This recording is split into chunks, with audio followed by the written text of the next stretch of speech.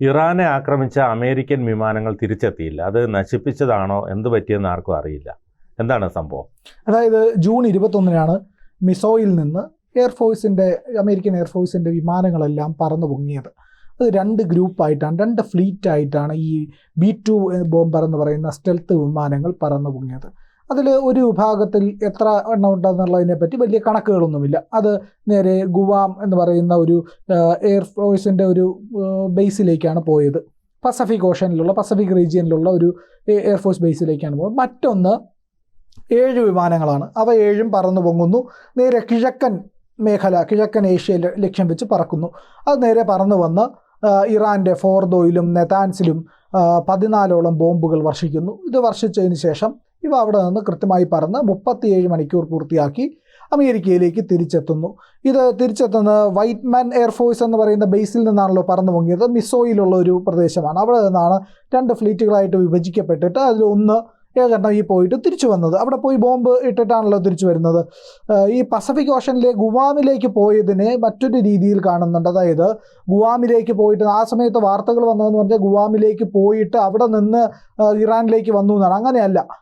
അത് അവസാനം വന്ന വാർത്തകളായതുകൊണ്ടാണ് നമ്മൾ അത്തരത്തിലൊരു കൺഫ്യൂഷനിലേക്ക് വന്നത്. ശരിക്കും ഇത് 2 ഫ്ലീറ്റായിട്ട് തിരിയുകയായിരുന്നു. 2 ഫ്ലീറ്റായിട്ട് തിരിഞ്ഞതിൻ്റെ ഉദ്ദേശം എന്ന് പറഞ്ഞാൽ ഗുവാമിലേക്ക് പോയി എന്ന് പറയുമ്പോഴത്തേക്കും അതൊന്ന് തെറ്റിദ്ധരിപ്പിക്കാനായിരുന്നു ആ ഘട്ടത്തിൽ അമേരിക്ക ചെയ്തത്. കാരണം ഇതിനെ മോണിറ്റർ ചെയ്യുന്ന ഒരുപാട് വാർത്താ സംഘങ്ങൾ, വാർത്താ ഏജൻസികൾ, ഗ്രൂപ്പുകൾ, അന്താരാഷ്ട്ര സംഘടനകൾ, ചില രാജ്യത്തിൻ്റെ സംഘടനകളെല്ലാം തന്നെയുണ്ട്. അതുകൊണ്ട് തന്നെ ഇതെങ്ങോട്ട് പോകുന്നു എന്നുള്ളതിനെ പറ്റിയിട്ട് കൃത്യമായി ഇവർ അന്വേഷിച്ചു കൊണ്ടിരിക്കും. അങ്ങനെയുള്ളതിനെ തെറ്റിദ്ധരിപ്പിക്കാൻ വേണ്ടിയിട്ടാണ് ഗുവാമിലേക്ക് ഒരു സംഘം പുറപ്പെട്ടത് എന്നാണ് പറയുന്നത്. ഒന്നാമത്തെ സംഘം B-2 ബോംബറിൻ്റെ 14 ബോംബുകളാണ് വർഷിച്ചത്.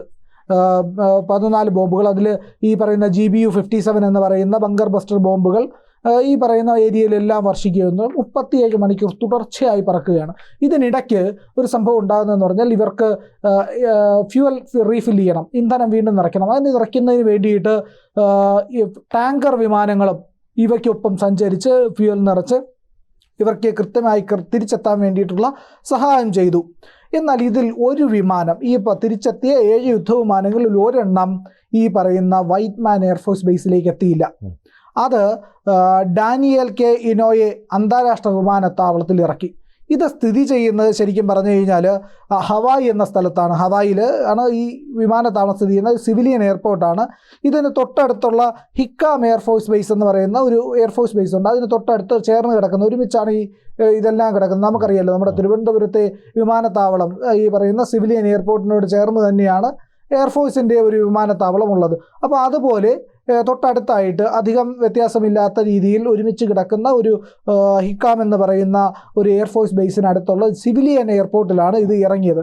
നമുക്കറിയാമല്ലോ, തിരുവനന്തപുരം എയർപോർട്ടിലേക്ക് ഈ ബ്രിട്ടൻ്റെ F-35 എന്ന് പറയുന്ന യുദ്ധവിമാനം യന്ത്ര തകരാറിനെ തുടർന്നും ഈ പറയുന്ന ഫ്യൂല് തീർന്ന കാലാവസ്ഥ പ്രശ്നം, അങ്ങനെ പലവിധമായിട്ടുള്ള കാരണങ്ങൾ പറഞ്ഞുകൊണ്ട് ഇറങ്ങുകയുണ്ടായി.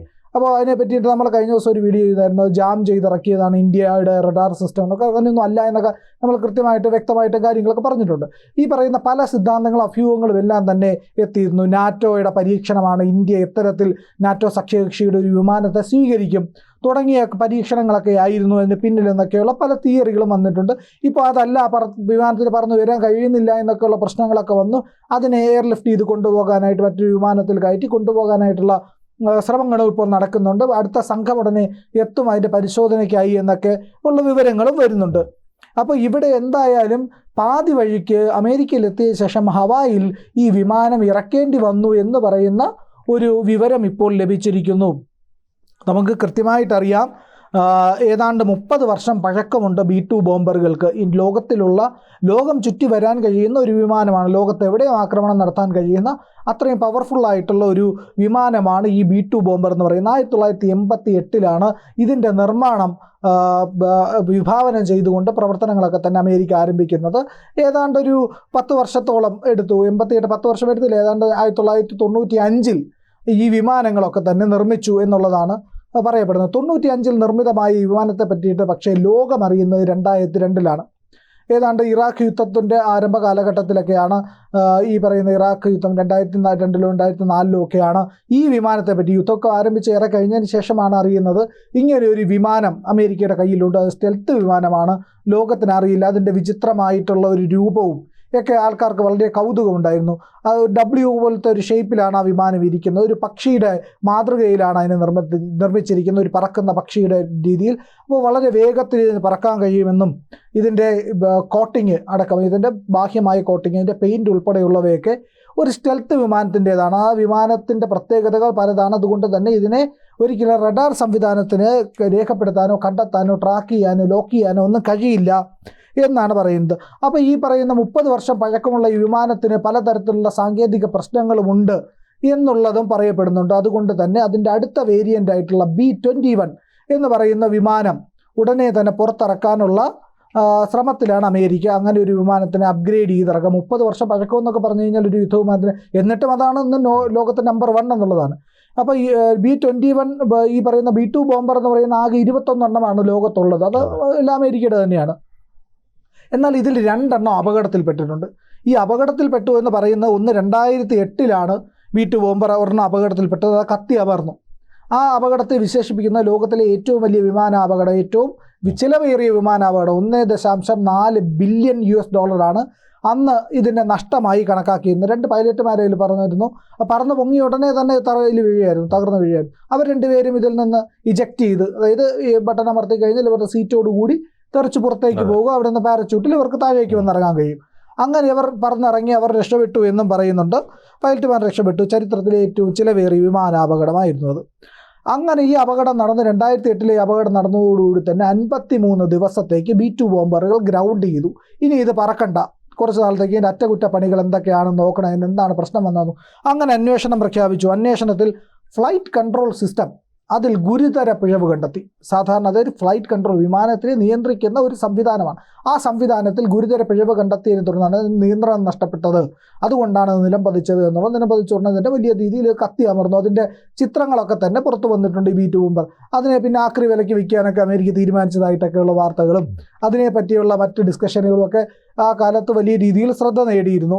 പിന്നെ അതുപോലെ തന്നെ B-2 ബോംബറിൽ ഈ മറ്റൊന്നും ഇതുപോലെ അപകടത്തിൽപ്പെട്ടതാണ്.